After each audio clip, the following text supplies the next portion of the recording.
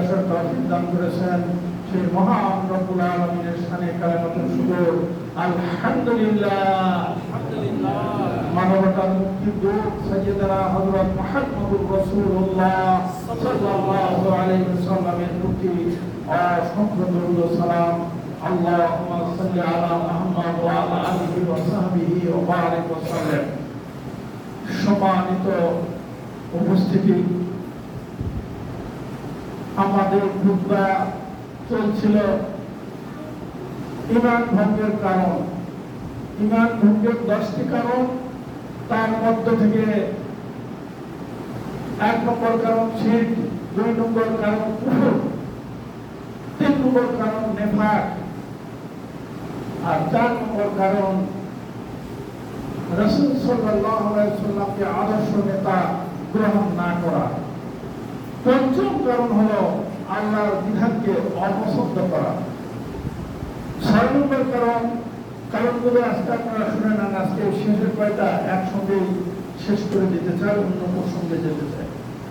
5ম কারণ, আল্লাহর বিধানকে অপছন্দ করলে ঈমান নষ্ট হয়ে যায়।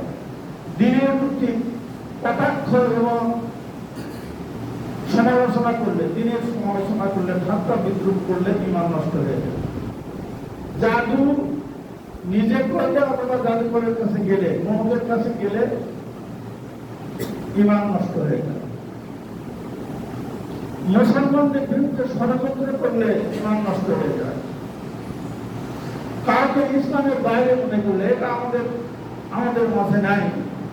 এই যে বিভিন্ন তরিকার মানুষ তাদের পীর সাহেবকে, আকাবিরকে, মুরব্বীকে মনে করে কিনা ইসলাম লাগবে না, নামাজ পড়লেও চলবে, না পড়লেও চলবে, মানে তার খুশি মতো সে চলতে পারবে, কামেলিয়াতে পৌঁছে গিয়েছে। এটাকে বলা হয় কোন মুসলমানকে ইসলামের বাইরে মনে করা, মানে ইসলাম পালন করা লাগবে না, কামেলিয়াত হয়ে গেছে। এইটা যদি কেউ মনে করে এবং বিশ্বাস করে, তাহলে তার ঈমান নষ্ট হয়ে যাবে। শয়তানকে বন্ধু হিসাবে, 10 নম্বর কারণ হলো শয়তানকে বন্ধু হিসাবে গ্রহণ করা। এই কয়েকটি কারণে ঈমান নষ্ট হয়ে যায়। তার 4টি কারণ ইতিপূর্বে আলোচনা করেছি। 5ম কারণ, আল্লাহর বিধানকে অপছন্দ করা। আল্লাহর বিধানকে অপছন্দ করলে যে ঈমান নষ্ট হয়ে যায়, আমি মুখে মুখে বললে তো হবে না। উপরে যে কয়টা বর্ণনা করছি, প্রত্যেকটার পিছনে একাধিক কোরআনের আয়াত বর্ণনা করে বলার চেষ্টা করেছি যে আসলে ঈমান নষ্ট হয় কি হয় না, সেটা কোরআন দ্বারা প্রমাণ করেছে। আজকেও আপনাদের বলতে চাই যে কোরআনের যেখান থেকে আপনাদের সামনে তেলাওয়াত করেছি, তার অর্থ হচ্ছে যালিকা বিআন্নাহুম কারাহু। যালিকা মানে তাদের ঈমান নষ্ট হওয়ার কারণটা হচ্ছে, ঈমান নষ্ট হওয়ার কারণটা হচ্ছে বিআন্নাহুম কারাহু, তারা অপছন্দ করে। কি অপছন্দ করে? মা আনজালাল্লাহ, আল্লাহ তা নাযিল করেছেন, অর্থাৎ মহাগ্রন্থ আল কোরআন। এইটাই হলো আল্লাহ নাযিল করেছেন আমাদের উপরে। এই কোরআনকে যে ব্যক্তি পছন্দ করে না, এবং সরাসরি গোটা বাংলাদেশের মুসলমানদের নাম নামাজ পড়িবার না বলে কোরআন নিয়ে যাও যদি বলা হয়, এই কোরআনটা তুমি এখানে ফেলে দাও, দেবে, এরকম মুসলমান আছে নাকি?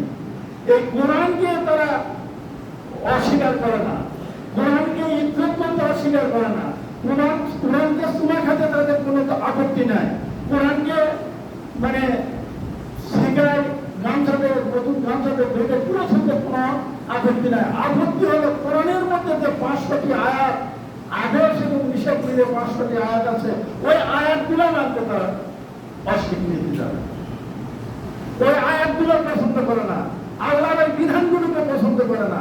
এই জন্য কোরআনকে শোনা খেয়ে, কোরআনকে মুখস্থ করো, কোরআন করে করে প্রতিদিন হজরে কোরআন করে বের হোক, ওই লোকটা তাহাজ্জুদের নামাজ পড়ুক, কিন্তু কোরআনের একটি আয়াত, কোরআনের 6666 বলা হয়, অতগুলো লাগবে না।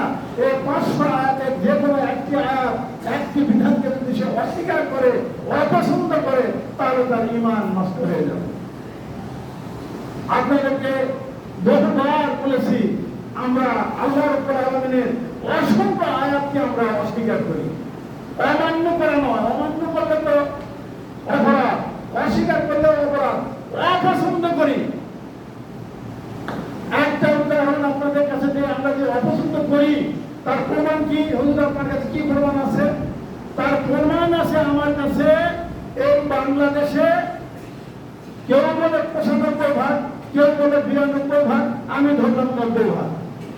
এই দেশে যত জনগণ আছে, যত মানুষ আছে, সব মানুষের 100 জনের মধ্যে 90 জন হলো মুসলমান, ইমানদার।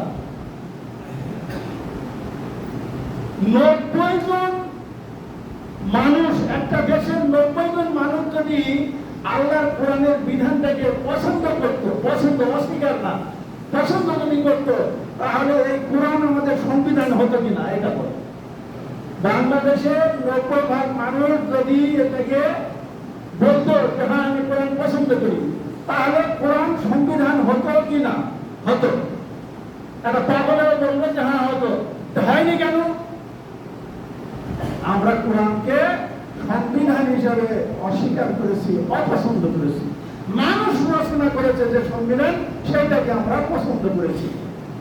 ইমান আমাদের আছে না নাই, এখন বাড়ি দিয়ে ভালো করে চিন্তা করে দেখি। এই অবস্থা প্রমাণ আপনারা পেলে, এই অবস্থা থেকে বাঁচতে হলে এই কোরআনকে অপছন্দ করা বাদ দিতে হবে। দিয়ে তওবা করে যে আল্লাহ এতদিন পর্যন্ত আমরা এটাকে অপছন্দ করেছিলাম, কিন্তু এখন